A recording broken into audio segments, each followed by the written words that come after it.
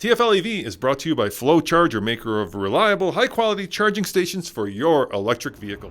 Hey guys, check it out. This is the brand new Hyundai Ioniq 6. And in this video, we're going to go hands-on and we're going to go deep into this car. I'm going to tell you everything you've ever wanted to know about it and probably more that you didn't want to know. But let's start with the basics, and that is, what is the Ioniq 6? Because it certainly doesn't look like the Ioniq 5 or the upcoming Ioniq 7. And that's because Hyundai has this interesting design language, which basically says that they're building cars like a chessboard. The base of the chessboard, the bottom part, is all the same, but the top part is different. And so unlike the Germans, these are not nesting dolls where, a 3 Series looks like a 5 Series, looks like a 7 Series. These are all a little bit different. So even though this is built on basically the same chassis and platform as the Ioniq 5, which is kind of a retro modern car, this looks completely different. Some people say that the back end looks like a Porsche. Do you see that? Hyundai says that in fact it does not look like a Porsche, but that the design team was given an inspiration by their boss to build a car that looks a little bit, or at least has some resemblance to, a car called the Stout Scarab. Now, I would say you Google that, because if you do look at the Stout Scarab, you will find that the front of the vehicle does have a slight resemblance to it. That was kind of an aero car back before aero cars were a thing. So that is a design inspiration. The other inspiration, of course, Ioniq has been doing and Hyundai has been doing are these pixels. Now, this car has, according to Hyundai, over 700 pixels, and they're actually really cool. Not only in the front, but when you come to the back here and check out that double spoiler, which is good for a 0.22 coefficient of drag, you will find those little pixels all along these lights, and you'll even find them. I can't see it because it's raining, but let me kind of try to wash that out. Now you can kind of see them. You'll even find them back there. And when you hit the brakes, that all lights up and it looks really cool. So we've got a car that's based on the Ioniq 6, but is a sedan, 4-door, and that could be problematic because, as you know, sedans aren't exactly today's cup of tea for many buyers. People like the utility of a crossover or an SUV. But having said that, this car directly competes with cars like the Tesla Model 3 and the Polestar 2, and it is a lot bigger. So what they did was they took the Ioniq 5 platform, I think they shrunk it by 2 inches for the wheelbase, so 2 inches shorter, and then they lengthened it by 8 inches. So this car is a lot longer than an Ioniq 5, and I'll show you what that means in the back seat because it is very big. Now, I do like these wheels. They are a little bit complicated, but in a good way. And of course, here we're rolling on, let's see what we're rolling on, 245/40 P20s, and I believe these are P0s, so that would make them Pirellis, unless I'm mistaken. You can just double check that here. Yep, definitely Pirellis. And you notice that the doors popped open and now closed because it does have a new proximity key a la Tesla, so when you walk up to it, the doors open and the mirrors unfold. This is a new key for it. Pretty cool looking. Look at that. A little bit of a kind of a horizon blue color that I really like. And you can use your phone as a key as well. And you can actually give access via your phone to your friends or your family to be able to drive this car. So a lot of stuff, including the flush door handles, have been kind of pioneered by Tesla and now are in this Hyundai. So let's check under the frunk and see how much room there is, if any. Let me pop it and let's see what we got going on in the frunk. Now, most Hyundais don't have huge frunks, and this one is no exception. So as you can tell, maybe a little bit, maybe you could put a charger in there. Maybe you could put, I don't know, sandwich, pair of shoes, some dirty gym clothes that you didn't want stinking up the rest of the car, but certainly nothing like a Tesla would have. And of course, we will talk about pricing at the end of this video so you can kind of compare the pricing. But before we get to that, let's talk about one thing that's going to make it a little bit trickier to sell, at least without leasing it, and that is this car is built in Korea, which means that it really doesn't have the access to that $7,500 tax rebate. So, it's going to be what it's going to be. If you lease the car, there's a way you can get around that. But if you're just buying it outright, you're not going to get that credit. You may get your state credit, whatever that may be. Now, the big news, besides the dual spoilers, which are really cool, is the range. Get this. This is a big number. If you buy the two-wheel drive, single motor, long range, 361 miles of range, according to the EPA. Now, as bad commercials like to say, your results may vary. We have found that those numbers are always a lot squishier, especially in the winter. But still, 361 is a lot of range for a car. And the way they've done that from the Ioniq 5 is they've improved the software, they've improved the circuitry in the car, they've improved the motors, making it more efficient, and they've also added a heat pump. And I'm not sure if the Ioniq 5 has a heat pump, but this one definitely has a heat pump. So they've eked out much more efficiency, giving you 361 miles of range. Let's kind of get in here and take a look at the interior. Now, the first thing you'll note is that there's not a lot here on the door. There's memory seats and the door opener, and that's it. So you may be wondering, where are the mirror controls? They're right there. Where are the window controls? They're right there in the middle. So definitely a unique placement. Two 12-inch screens. Let me start it up. Of course, there's no motor, so it's not going to make any noise. Let me turn this so it faces up. And the first thing you'll note is that there are kind of these two half pipes, which are odd, but they are what they are. And when you change drive modes, let me change drive modes here, you actually can change the color. So in sport mode, they become red. In snow mode, is this snow mode? I guess they become blue. Normal, they become kind of white. And what's eco do? Eco is also kind of blue. So let's keep it in sport mode because I like sport mode. Here you have your battery percentage, which is really nice. Here you have the level of regen, which is nice. Here you have your mode, and of course how much torque you're putting out. And over here you have the rest of your controls. They've also kept some seriously beautiful buttons and dials. So volume knob, which is great. Some haptic stuff for the controls. USB over here. Qi wireless charging. Two cup holders. Locks over here, windows, and auto hold, which is basically one pedal driving, which is very thoughtful. Now, there isn't a huge sunroof, but it's not bad. I mean, it'll get the job done. So it's not a full sunroof, but nevertheless, you do get a pretty good sunroof. And then you get these kind of interesting 4 dots, which in Morse code say the letter H, but they also do interesting things like when you do this, navigate to, I don't know, Colorado. Let's navigate to Colorado. You'll see they turn different colors. And let's see if it figure that out. No results found. I guess there's no good place in Colorado to navigate. Anyway, so they do turn different colors, letting you know that there's different functionality, which is also kind of cool. The one thing that I'm not in love with is this. It's the stalk that's been moved from here to select gears. It's a little too close to the turn signal and wiper stalk, so you could find yourself trying to use a wiper by hitting and it's kind of frumpy in some ways. But you can see it's got the traditional drive, neutral, reverse, and then the park button is on the back here. And then you have different modes that you can change. So I'm changing those, obviously. And we've been driving it now for, about 3 hours, and we're getting, let me show you, let me zoom in on that. 3.6 miles per kilowatt hour, which is really good, especially coming out of a Hummer.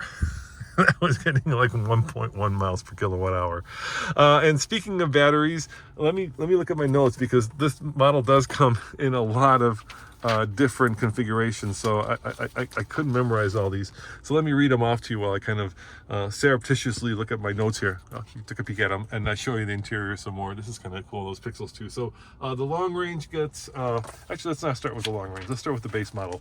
The base model is the regular standard range. It gets 53 kilowatt hour battery, 149 horsepower, 258 pound-foot of torque, 246 miles of EPA range, 0 to 60 in 7.4 seconds, and with destination about $43,000. Which is right on par with like a Model 3 non-performance. Now the long range, 77 kilowatt hour battery, 225 miles of range, 258 pound-foot of torque, 7.4 seconds 0 to 60, and 361 miles of range, $47,000. Now, if you get the long range all-wheel drive, those start about $50,000. Same thing, 77.4 kilowatt hour battery, 320 miles of range, 446 pound-foot of torque, 5.1 seconds 0 to 60, and then a range of about 316 miles an hour. And here we have the Monroney. I don't want to bore you with too many numbers, but you can see that this one, which is the ultimate red, and let me zoom in on the price so you can see. Lost the price. There it is. $57,425. A Model 3 Performance would be around $55,000 without any of the self-driving and bells and whistles. Unfortunately, that car, or fortunately, that car would be eligible because it is built in the U.S. for that $7,500 tax credit. This one won't be, so that's the number that you're going to have to pay. Keep in mind that that $7,500 rebate only applies to households that earn at least under $150,000 or $300,000 combined. So there are some caps on that. Now, according to Monroney, 103 mpge, and it says you save $4,500 in fuel cost over the course of 3 years. And this is a long-range all-wheel drive with the 20-inch wheels, and that really determines how much farther you're going to go. It's the wheel size versus not necessarily the battery size, because the long range in this one have, I believe, the same battery. So smaller the wheel, the farther the range. Now, I do like this interior. It's very minimalistic in some ways, kind of everything you want and nothing you don't want. The controls are pretty intuitive. Let's go home. You can see all your different functions. Let's see what EV gets us. So that tells me where we're at. I'm at the Mountain Shadows Resort here in Phoenix, where apparently it rains all the time because it's raining again. I keep going on these programs where it rains. You got obviously navigation. You do have heated seats and ventilated seats. How spiffy is that? I don't know what quiet mode is. Provides sound only to the front seat. If the volume exceeds the factory set quiet level, it is lowered. Well, there you go. Now we know what it does. And valet mode, obviously you can pair your phone, Apple CarPlay, Android Auto, wireless. Let's see over here. Notifications, radio, media, yada, yada, yada. And if I put it in reverse, I bet you will get a backup camera. So let me put it in reverse and see what kind of a camera we get. Oh, it's very clear. Once upon a time, these backup cameras were like potatoes, and they got really pixelated when, look at that. Oh, I always like when they match the color to the little graphic, and unfortunately, they didn't do that in this car. Let's see what settings it does. Parking distance warning, all that. Now, we do have, let me put it back in park. Those little lights turned red when I put it in reverse. Interesting. Now, we do have kind of a level 2 system here. It is unfortunately not hands-off, eyes on the road. This system does do, typical cruise control, lane keep, centering, yada, yada, yada, but you got to keep your hands on the wheel. So it is not as advanced as like Ford Blue Cruise or Chevy Super Cruise. And I don't even talk about Tesla full self-driving, because that's a whole barrel of monkeys that we don't necessarily want to get into. Now, the other thing I like are these headrests. They're really cool. They're very sporty the way they're shaped. The seats are a little on their hard side, but for somebody who's 6'2", tons of room, just tons of room. Now, you may be wondering what these little winglets are. And I was at this car when it was first unveiled in Korea. And if you're not in the US, that would be a camera for that mirror. Actually, that would be a display for the camera without the mirror. So you'd have a little like winglet here with the camera, and then you'd have with the display, and then a little camera on the little stock, and then that would be your display. But in America, that is not kosher, so we don't have it. It does increase the coefficient of drag by 0.1, so you'd use a little bit of aero efficiency, but what are you gonna do? Now, there are different colors that you can also change. I wonder where those are. I haven't played with this yet. I've played with much of this, but not this yet. Anyway, Hyundai says there are, multitudes of colors that you can choose here to fit your mood, and it's kind of hard to tell right now. Got kind of this bluish purple color that matches this, but it does provide kind of the sea of tranquility, which is nice. All right, let's move into the back seat. I'm going to turn this off, and let's see how much room there is, because this is where that 8 inches of extra room over the Ioniq 6 really comes into play. Now, like I said, keep in mind, I'm pretty tall, and I've got the seat about as far back as you can get it. And check this out. Look at the amount of room I have for my knees back here. How incredible is that? And I actually have headroom, and this is a car that's, you know, relatively squat. So tons of room back here. Actually, I think there's probably more room in terms of actual seat space than you would get in an Ioniq 5. Not more headroom, but definitely more legroom. And like I said, this seat is about as far back as you can get it. So if you were, you know, somebody much shorter, you'd have even more legroom. Very impressive and very nice. 2 USB-C ports. You've got 1 USB there. Inside there's a USB-C as well. So connectivity seems to be taken care of. And I like these little tiny windows. Look at that. Little tiny portals that you can actually see out of. And then let's take a look at the room in the trunk. And it's powered. Yes, indeed, it is powered. Check this out. A little button right here. Push that. And this is pretty cool. Look at all the geometric engineering that's happening there. Good sized trunk. Of course, seats fold back, giving you much more room. And then I wonder what's hiding under here. A charger. There you go. There's a charger hiding back there. And let's see what the Tri-Mobility kit is. Let's take a peek in there. Oh, yeah, that's a fix-a-flat. So no full spare. But you do get something interesting, and that is vehicle to load.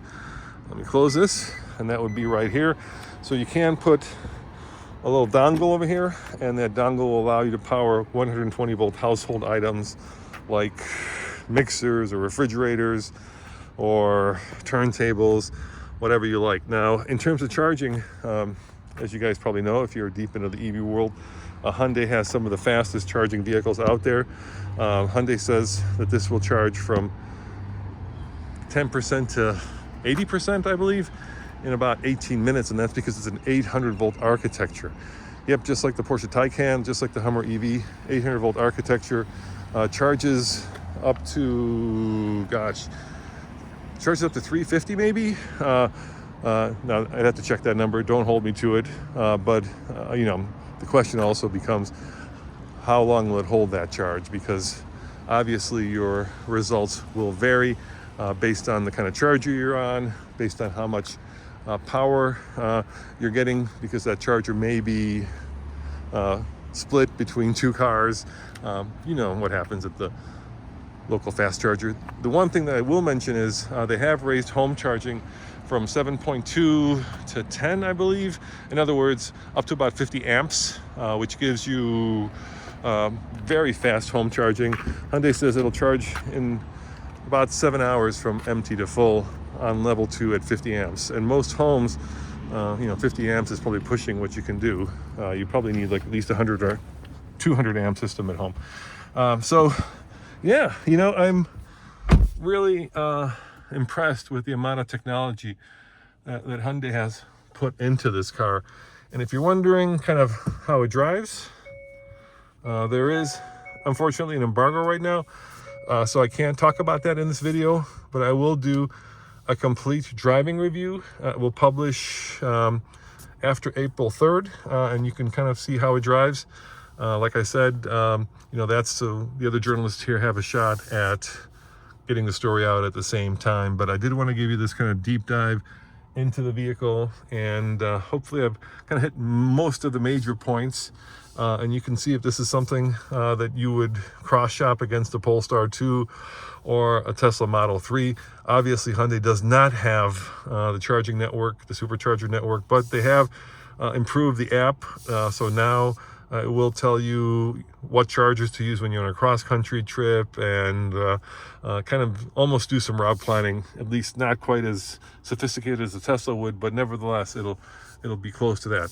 So thanks for watching with me, guys. Come back after April 3rd, when we'll do a complete driving review. And as always, this is Roman reporting for the Fast Lane Car. Check out alltfl.com for more news, views, and you know it, real world reviews.